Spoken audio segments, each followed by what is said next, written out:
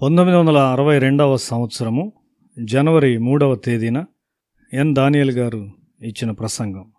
యోహాను సువార్త 14వ అధ్యాయం 30వ వచనం. ఇకను మీతో విస్తరించి మాట్లాడను, ఈ లోకాధికారి వచ్చున్నాడు, నాతో వానికి సంబంధమేమీ లేదు.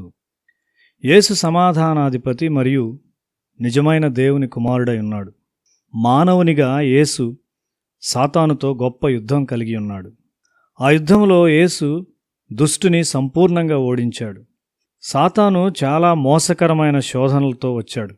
అయితే యేసు వాటిని గుర్తించాడు మరియు సరియైన జవాబులనిచ్చాడు. ఓటమికి అవకాశం ఇవ్వలేదు. మొదటి శోధన ఆకలికి సంబంధించినది. యేసు ఉపవాసం తరువాత ఆకలితో ఉన్నాడు. సాతాను మనలను శోధించుటకు శరీర సంబంధమైన కోరిక ఒక సాధనము. అయితే ఒకడు దేవుని రాజ్యాన్ని మొదట వెతికినట్లయితే మిగిలినవన్నీ కలుపబడతాయి. లక్షల మంది ఇశ్రాయేలీలను 40 సంవత్సరములు పోషించిన దేవుడు ఆకలితోనున్న పిల్లలను పోషించుటకు ఎల్లప్పుడూ సమర్థుడై ఉన్నాడు. యేసు ఆకలితో నుండుట నిజమే. పరలోకమంతా దాన్ని ఎరిగి ఉన్నది.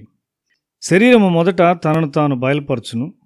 అది ఆకలి లేక ఇతర శరీర సంబంధమైన కోరికలు కావచ్చు. శరీర సంబంధమైన కోరికలు సంతృప్తి పరచుకున్నట ద్వారా ఒకడు సంతోషముగా ఉండగోరును. దేవునికి అది కూడా తెలియను.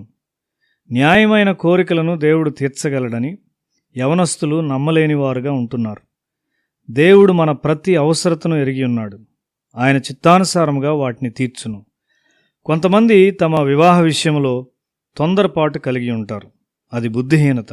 అది పూర్తి ఓటమి మరియు దిగజారిన స్థితికి కూడా నడిపించవచ్చు. అది ఒక జీవితకాల శ్రమగా ఉండును. ఆ విధముగా తొందరపడిన నాతోటి విద్యార్థులు ఉన్నారు. వారు వారి భార్యలను పిల్లలను అకాల మరణమునకు తెచ్చుట చాలా విచారం. వారు శరీరమును విత్తారు, సాతాను వారిని తాకాడు. నీవు శరీరానుసారముగా విత్తినట్లయితే విశ్వాసములో వృద్ధి చెందలేవు. నీ బాల్యకాలమునందే నీ సృష్టికర్తను జ్ఞాపకము చేసుకునమని నీకు చెప్పబడినది కదా. ఎందుకనగా నీ జీవితంలో ఎదుర్కొన్న అనేక సమస్యలను విశ్వాసము ద్వారా జయించవలసి ఉన్నావు. యవనస్తులు తమ ఇష్టానుసారముగా జీవిస్తారు. ఒక మంచి ఉద్యోగము సంతృప్తికరమైనదిగా వారు భావిస్తారు. అయితే నిజమైన విశ్వాసము లేకుండా వారు శ్రమ పడతారు. ఈ లోకాధికారి వస్తున్నాడు అని యేసు చెప్పాడు. అవును, అతడు నీ మీదకి కూడా వస్తాడు. నీలో అతనికి ఏమీ లేదని నీవు చెప్పగలవా? నీలో పాపము లేదని లేక అవిధేయత లేదని నీవు చెప్పగలవా? సాతాను బలము గలవాడు గాని యేసు మీద అతనికి పట్టులేదు. అతడు మనలో కొంతమందిని ఓడించగలడు. ఎందుకనగా మనము మన పూర్వీకుల పాపములను స్వాస్థ్యంగా కలిగి ఉన్నాం మరియు చెడు సాంప్రదాయాలను అనుసరిస్తూ ఉంటాం. యేసు వాక్యమంతటికీ విధేయుడయ్యాడు మరియు ఆత్మలో జీవించాడు. నీవెట్లు విత్తుచున్నావు? నీవు చదివే పుస్తకములు, నీవు కలిసిమెలిసి జీవించు స్నేహితులు, నీవు సంబంధం కలిగి ఉన్న బంధువుల ద్వారా శరీరానుసారముగా విత్తుచున్నావా? ఆదికాండంలో సాతాను యోసేపు మీద పట్టు కలిగి ఉండుటకు ప్రయత్నించాడు గాని అతని మీద పట్టు లేకుండా ఉన్నాడు.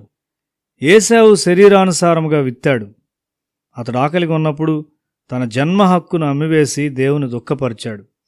నీ ప్రార్థనా జీవితము మరియు విశ్వాసములో వృద్ధి చెందుట ద్వారా ఆత్మానుసారముగా విత్తుము. ఆత్మలో బలపరచు బోధ వినుటకు వెళ్ళుము. దేవుని వాక్యము నిన్ను ఖండించి నీ అంతరంగమును బహిర్గతము చేయు చోటికి వెళ్ళుము. దేవుని ఎదుట, మనుషుల ఎదుట నిన్ను నీవు తగ్గించుకో. నీవు చేసిన ప్రతి పాపము ఒప్పుకొనవలసి ఉన్నది. నీవు దేవుని వాక్యమును తప్పుగా వ్యాఖ్యానించి స్వీయ చిత్తానుసారముగా జీవించినట్లయితే జాగ్రత్తగా ఉండుము. నీ మీద పట్టు కలిగి ఉండుటకు సాతాను నీ వద్దకు వచ్చినప్పుడు ప్రార్థించమని ఆ మనిషిని ఈ మనిషిని నీవు అడగవచ్చు గాని దేవునితో మరియు మనిషితో సరిచేసి కొనకుండా ఫలితం ఉండదు. నీవు దేవుని వాక్యమును పరిశోధించి జాగ్రత్తగా దానికి విధేయుడు అయినట్లయితే సాతాను నీ మీద పట్టు కలిగి ఉండలేడు. సాతాను నీ కుమారుడు లేక కుమార్తె మీద పట్టు కలిగి ఉన్నప్పుడు తప్పు నీదై ఉన్నదని తెలుసుకో. నీవు దేవుణ్ణి పట్టుకొని విరిగిన ఆత్మతో ప్రార్థించవలసి ఉన్నావు.